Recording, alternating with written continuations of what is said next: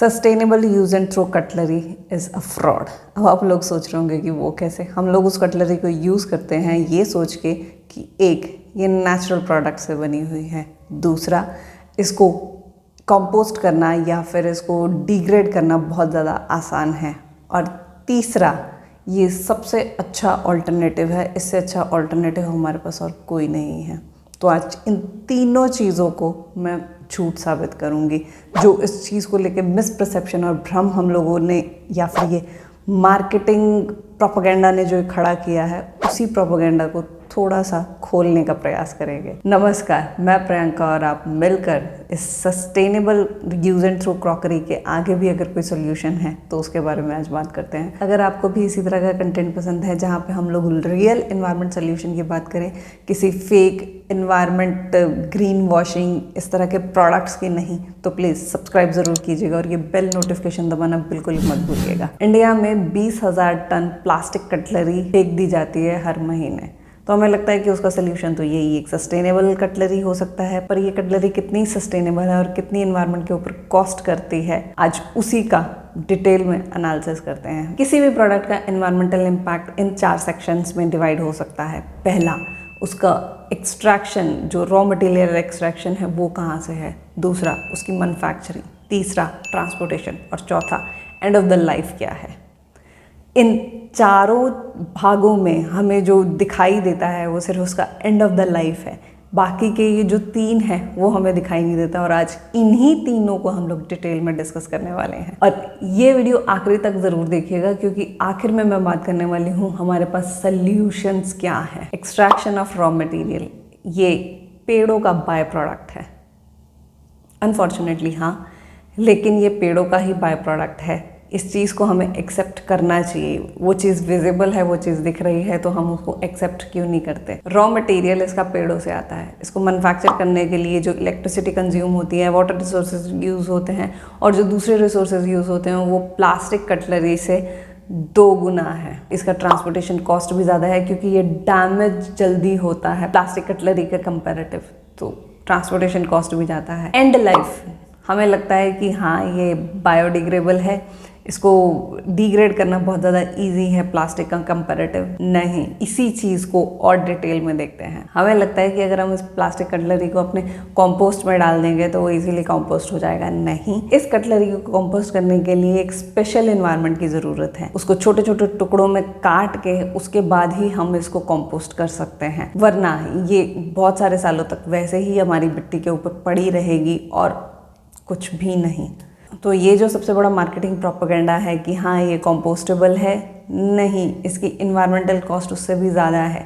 जहाँ पे हम लोग एक पेट्रोलियम प्रोडक्ट यूज़ करते हैं इस प्लास्टिक कटलरी को यूज़ करने के लिए, वहाँ पे हम अपने पेड़ों को यूज़ कर रहे हैं।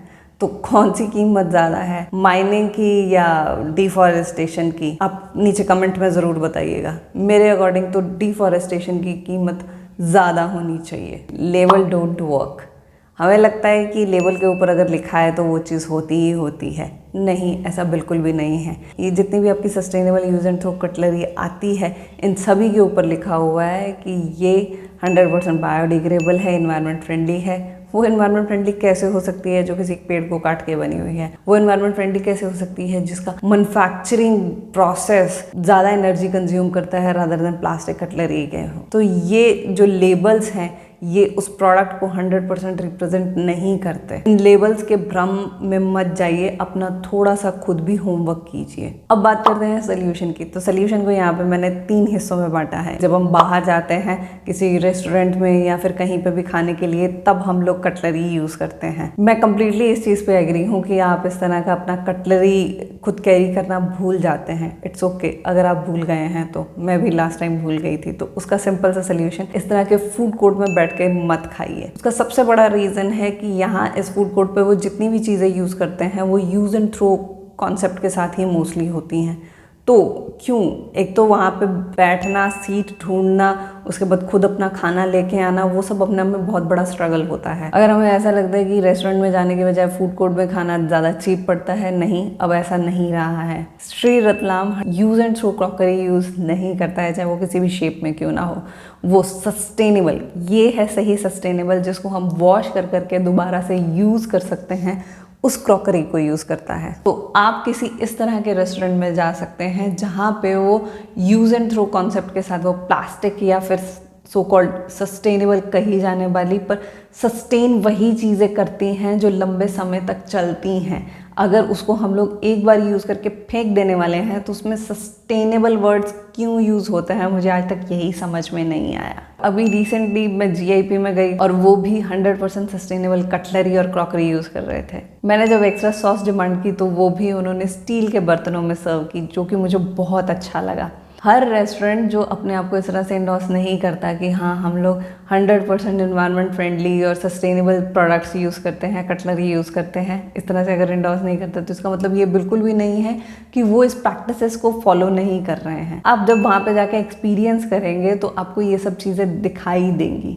चीज़ें जो दिखती हैं वही सही मायने में अच्छी होती हैं, जिसे किसी प्रमोशन की ज़रूरत नहीं होती है। ऑनलाइन फूड ऑर्डर, सबसे ज़्यादा कटलरी की वेस्टेज इसी में होती है। हम लोग घर में खाना मंगवा रहे हैं, हमारे घर में कटलरी नहीं है क्या, तो उस केस में हम क्या करें। मोस्टली जब आप खाना ऑर्डर करते हैं तो इस तरह की कटलरी वो पैक कर ही देते हैं, चाहे आप ऐप में नो कटलरी या फिर सस्टेनेबल कटलरी का ऑप्शन भी ऑप्ट कर रहे हैं तो भी वो कटलरी आ ही जाती है। तो इस केस में क्या करें, इस केस में आप एक कटलरी कलेक्ट करके रख लीजिए।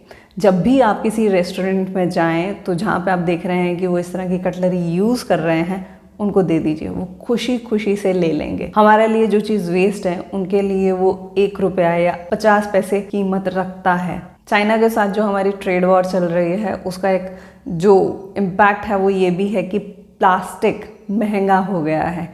तो अब प्लास्टिक की जितनी भी ये आइटम्स हैं वो ज़्यादा कॉस्ट करने लगी हैं और इसी कारण से ये कटलरी और महंगी हो गई है और इसीलिए वो खुशी खुशी इस चीज़ को लेंगे। तीसरा, जब हम घर में गैदरिंग करते हैं तो हम मोस्टली घर में डिस्पोजेबल आइटम्स मंगवाते हैं।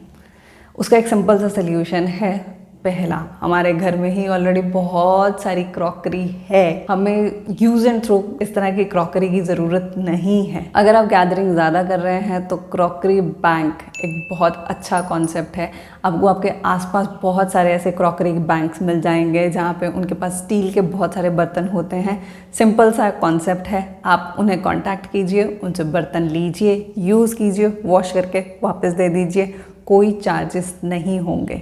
अगर आप इस तरह की किसी सोसाइटी में रहते हैं तो आप खुद का बैंक भी क्रिएट कर सकते हैं।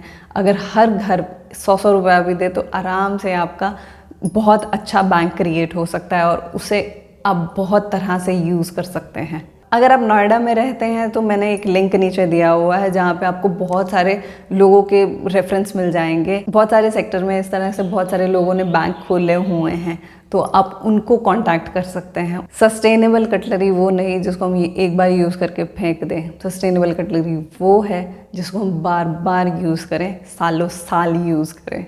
अगर आप ये सोच रहे हैं कि इन्हें धोएगा कौन, तो आप जितने पैसे इन यूज़ एंड थ्रो कटलरी के ऊपर खर्च कर रहे हैं, अगर उतने पैसे आप अपने घर की हाउस होल्ड हेल्प को दे देंगे तो वो आराम से इसे साफ करेगी। वो भी खुश, उसकी थोड़ी एक्स्ट्रा अर्निंग होगी, आप भी खुश, थोड़ा सा इन्वायरमेंट बच गया और मैं भी खुश कि मेरा ये मोटिव सक्सेसफुल हुआ। तो मैं मिलूँगी आपको किसी अगली वीडियो में इसी तरह के सही में जो सल्यूशन है उसको लेके। धन्यवाद।